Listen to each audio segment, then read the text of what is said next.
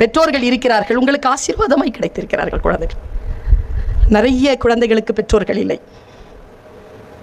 இங்கே கூட இருக்கலாம், இருப்பீங்க தானே? இருக்கீங்களா? நமக்கு அம்மாவும் இருக்குது, அப்பாவும் இருக்குது. சிலதுக்கு அப்பா இல்லை, சிலதுக்கு உயிரோடு இருந்தால் இல்லை, சிலருக்கு உயிரோடையே இல்லை. இருக்கின்ற வாய்ப்பை பயன்படுத்திக் கொள்ளும். சரியா? கடவுள் எனக்கு காலையில் அந்த குழந்தை இறந்ததுன்ன உடனே பதறிடுச்சு. ஏன்னா சாலையில் குழந்தைகள் போகும்போது வீட்டில் அம்மா அப்பா என்னங்க நினச்சி அனுப்புகிறோம்?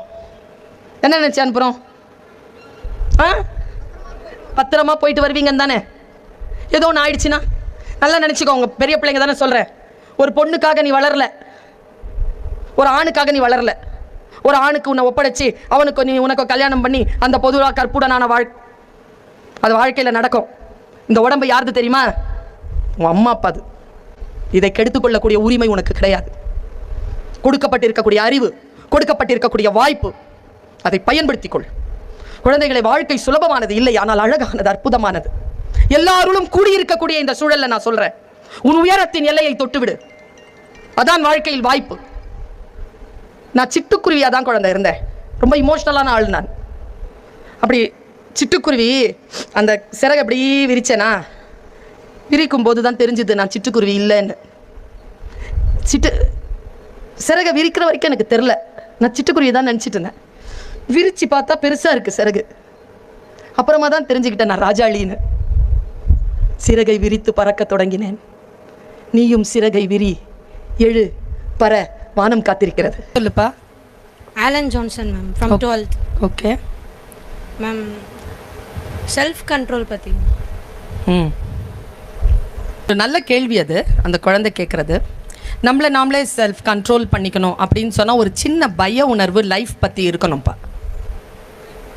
நாளைக்கு எனக்கு நான் தான் என்னை நான் பார்த்துக்க போகிறேன், எனக்கு இன்றைக்கி போயிடுச்சுன்னா இந்த வாய்ப்பு எனக்கு மறுபடியும் வராது, வந்தாலும் அது வேறு வாய்ப்பு தான் அப்படிங்கிற சுய விழிப்புணர்வு, ஒரு அவேர்னஸ் இருந்தால் செல்ஃப் கண்ட்ரோல் வரும்.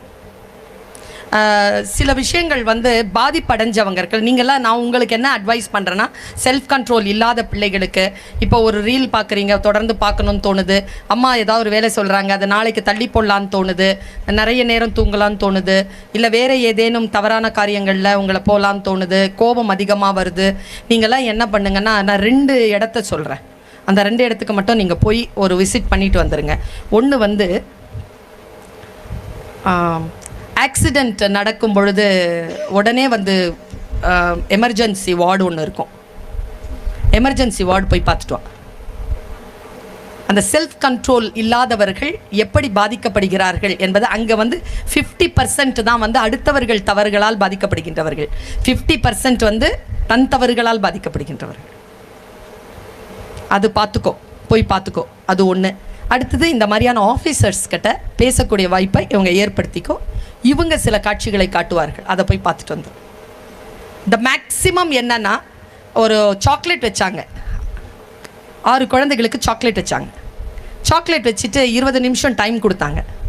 அதில் 4 குழந்தைகள் சாப்பிட்டுருச்சு, 2 குழந்தைகள் கண்ட்ரோலாக இருந்துருச்சு. எந்த குழந்தை கண்ட்ரோலாக இருந்ததோ அந்த குழந்தைகளை தீவிரமாக விசாரிக்கும் பொழுது, ஆராய்ச்சி பண்ணும் பொழுது, அந்த குழந்தைகள் ஸ்கூல் டாப்பர்ஸாகவும் பெரிய பெரிய போஸ்டிங்லேயும் போய் உட்காந்தாங்க. Who is having self control அப்படிங்கிறவங்க தான் இந்த உலகத்தில் ஜெயிக்கிறாங்க. ஒரு போஸ்டிங்க்கோ ஒரு பொசிஷனுக்கோ நாங்கள் வந்திருக்கிறோன்னா, நான் சில விஷயங்களுக்கு நோ சொல்லியிருக்கேன். இன்னைக்கு காலையில் நான் எப்படி சேர்ந்தேன்றது என்னுடைய பிரகாசம் அண்ணாவுக்கு தெரியும். எனக்கு மட்டும் அந்த செல்ஃப் கண்ட்ரோல் இல்லாமல் நான் செல்ஃபை நான் பேம்பர்ட் பண்ணி இருந்தேன்னா இன்றைக்கி உங்கள் முன்னால் நான் பேசிகிட்டு இருக்க முடியாது. So know to say no.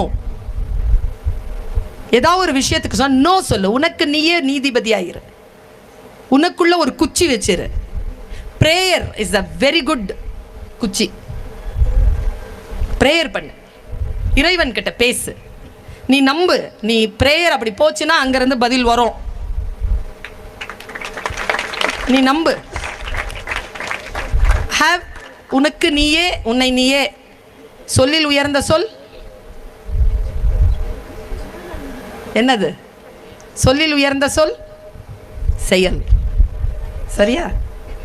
Okay, thank you ma'am. Good afternoon ma'am. சொல்லுப்பா. I'm Akshaya from 8th standard. Ma'am, how to change a negative situation and how to take it as a positive one? Negative விஷயங்கள் வந்து நீ ஒரு விஷயம் இப்படி வா அக்ஷயா, என்ன ஒரு விஷயம்னா என்ன பண்ண நீ அவளை கொஞ்சினியா? ஏன் ஏன் என்ன பிடிக்காதா? உட்கார், அப்படிலாம் கன்னத்தில் கிள்ளக்கூடாது பொது மேடையில், சரியா? இப்போ என்னன்னாப்பா, இந்த இந்த பிரபஞ்சம் இருக்குல்ல, ஒரே விஷயத்தை மட்டும் தெரிஞ்சுக்கோ. நீ நல்ல நாலேஜான பொண்ணு, நான் ரொம்ப டெப்த்தாக சொல்ல போகிற ஒரு விஷயத்த, அந்த டெப்த்தை நீ புரிஞ்சுக்கோ. நீ எதை தேடுகிறாயோ அது உன்னை தேடுகிறது. நீ கீழே விழக்கூடாது அப்படின்னு, கீழே விழக்கூடாதுங்கிற எண்ணம் வந்துச்சுல, விழுந்துருவேன். ஐயோ செத்துருவோமோ, செத்துருவேன். நான் சாக மாட்டேன். நான் ஜெயிச்சு காட்டுவேன். ஸோ இந்த திங்கிங் தான் யூனிவர்ஸ். இதை ஹிந்து தர்மத்தில் சொல்லுவாங்க, அண்டத்தில் இருப்பது பிண்டத்தில் இருக்கிறது, பிண்டத்தில் இருப்பது தான் அண்டத்தில் இருக்கிறதும்பாங்க. அகம் பிரம்மஸ்மிம்பாங்க அவங்கெல்லாம், எனக்குள் இறைவன் இருக்கிறான்பாங்க. நீ எந்த அளவுக்கு நெகட்டிவ் தாட்ஸை சப்ரெஸ் பண்ணுறியோ, நல்ல விஷயங்களை, இல்லைன்னா பிளெயினில் போ, ஜீரோவில் போ. நெகட்டிவ் தாட்ஸ்க்கு நீ நோ சொல்லு, எல்லாம் நல்லது நடக்கும். ஆல் இஸ் வெல்னு ஒரு படம் பார்த்தால, அந்த நண்பன்ற படத்தில் ஆல் இஸ் வெல். என்னது அது? மந்திர சொல்லது. எதுக்கு நம்ம ப்ரேயர்லேருந்து தொடங்குறோம்? வந்த உடனே என் வணக்கம் சொல்கிறோம். முஸ்லீம்கள் என்ன சொல்கிறாங்க வந்த உடனே? அப்படின்னா என்ன அர்த்தம்? ஸ்டார்டிங்கே பாரு, வல்ல இறைவனின் திருப்பெயரால் உன் மீது சாந்தமும் சமாதானமும் ஏற்படுவதாக. பாசிட்டிவ். நீ உனக்கு பர்த்டே என்ன சொல்லுவோம்? அப்படின்னா என்ன அர்த்தம்? அப்படின்னா என்ன அர்த்தம்? யோசிச்சு போறேன். இந்த நாள் மட்டும் போதுமா? உனக்கு ஒரு ஒரு செய்தி தெரியுமா? பர்த்டே ஏன் கொண்டாடுறோன்னு சொன்னா நீ கொண்டாடவே மாட்ட. இப்போ 16 வயசு பர்த்டே கொண்டாடுறேன்னா நீ 15 வருஷம் உயிரோடு இருந்திருக்கிற, அதை தான் கொண்டாடுற. அதனால தான் ஊதுறது. 15 வருஷம் வாழ்ந்துட்டடா. நமக்கு அது இல்லை. பிறந்த நாள்லாம் நமக்கு கிடையாது. நமக்கு ப்ரேயர் தான். we just pray. have positive thoughts. it has its own power. சின்ன திங்கிங் இருக்குல்ல, அது இந்த பிரபஞ்சத்தை அசைக்கும். பாரு, பெருங்கடலை அசைத்து கொண்டிருக்கிறது மீன் குஞ்சின் சின்ன துடுப்பு. மீன் குஞ்சு தான், துடுப்பு சின்னது தான். எதை அசைச்சிக்கிட்டு இருக்கு? பெருங்கடலை. ஸோ உன்னுடைய நெகட்டிவ் பாசிட்டிவ் எதுவாக இருந்தாலும் உன்னை வந்து சேரும். எது உன்னை வந்து சேர வேண்டும்னு நீ நினைக்கிறாயோ அதை நீ நினை. என்னை விட உன்னை நீ தானே அதிகம் நேசிக்கிறாய். உன்னை நீ அதிகமாக நேசித்தால் stay positive. God bless you. Thank you.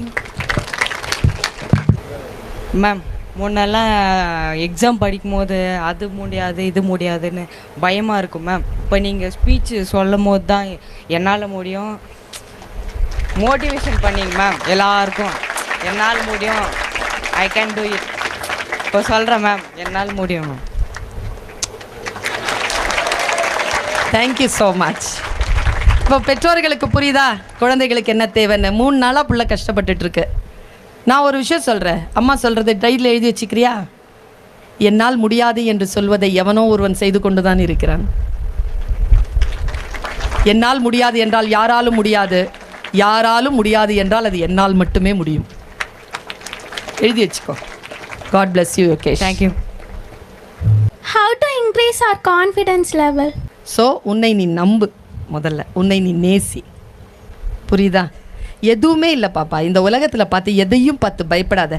என்னுடைய அப்பா சொல்லுவார், நான் அதை ஏற்கனவே சொல்லியிருக்கேன், நிழலை பார்த்து அஞ்சாதே, எங்கேயோ வெளிச்சம் இருந்தால் தானே நிழல் வரும். So have faith, have positive vibes. உன்னை முதல்ல இப்படி நினச்சிக்கோ, இந்த உலகத்தில் உன்னை மாதிரி ஒரு குழந்தை உன்ன மாதிரி ஒரு அட்டையரில், உன்ன மாதிரி ஒரு ஃபேஸில், உன்ன மாதிரி ஒரு ஹேரில், உன்ன மாதிரி ஒரு கம்ப்ளெக்ஷனில், உன்னுடைய அம்மா அப்பாவுக்கு பிறந்த உன்ன மாதிரி ஒன்று இந்த 800 கோடி மக்கள்லேயே யாரும் கிடையாது, நீ மட்டும்தான். You are unique, you are blessed, you are blessings of God. First you respect yourself. அந்த ரெஸ்பெக்ட் வந்துட்டாலே யூ லவ் யுவர் செல்ஃப். அப்போ நீ உனக்கு அந்த கான்ஃபிடென்ஸ் வந்துடும். சரியா? நான்லாம் வந்து ஆக்சுவலாக ஜெயித்ததே கான்ஃபிடென்ட்டில் தான். நான் உள்ளே வந்தாலே 10 பேரை தோக்கடிப்பேன். நடக்கிறதுலே 10 பேரை தோக்கடிச்சிருவேன். இந்த 10 பேரில் உன்ன மாதிரி ஆட்கள் இருப்பாங்க. ஆனால் மற்றவங்களை தோக்கடிக்க முடியாது. ஏன்னா அவங்க உன்ன மாதிரி இல்லை, தோக்கிறதுக்கு விரும்ப மாட்டாங்க. கான்ஃபிடென்ட்டாக கட கட கடன்னு மேடை ஏறி அப்படின்னு தாயே தமிழே தாய் தலை கவிழ்ந்த பொற்செல்வி நீ கலங்க வேண்டாம் வருங்காலம் நிம் காலம்னா 25 பேர் கீழே விழுவாங்க. அப்படி தான் ஜெயிச்சுட்டு வந்தேன் நான்லாம். ஒன்று சொல்லட்டுமா? நல்ல சிரி, உள்ளே இருக்குல்ல சைலண்டார், கலகலன்னு சிரி, உள்ளே சைலண்டார். உள்ளே சிரிச்சிட்டு வெளியில் சைலண்ட்டாக உட்காந்துருக்காத, அது உதவாது. இன்னொரு விஷயம், சில பிள்ளைங்க இருக்குதுங்க, வெளியிலையும் சிரிச்சிட்டு உள்ளத்தையும் சிரிச்சிட்டு அப்படியே கடந்து போயிடுங்க. அதுங்களை சீக்கிரம் ஏமாத்திடலாம். வெளியில் சிரிச்சுக்கிட்டே இரு. நீ எவ்வளவு சூழல் இருந்தாலும் உன்னை நீயே கலங்கடிக்காத. நிதானமாக இரு, நிதானமாக போ, நிதானமாக டார்கெட்டை ஃபிக்ஸ் பண்ணு, நிதானமாக அடி. நீ ஜெயிக்க பிறந்தவள், எனக்கு தெரியுது. அறம் பேசுபவள் நான். சாதாரணமான முகபாவனையோ சாதாரணமான விஷயமோ இல்லை. இந்த சபையில் எழுந்து நின்று இந்த கேள்வி கேட்குறேன்னா உனக்குள்ளே 75 விழுக்காடு செல்ஃப் கான்ஃபிடென்ஸ் இருக்குது. 25 எதையோ திரையில் மூடி வைத்திருக்கிறாய். பர்வீன் சுல்தானா என்கின்ற தாய் அந்த திரையை விலக்கி விட்டேன். 100% செல்ஃப் கான்ஃபிடென்ஸோட போ, ஓவர் கான்ஃபிடென்ஸ் ஆகாது. God bless you. Thank you ma'am.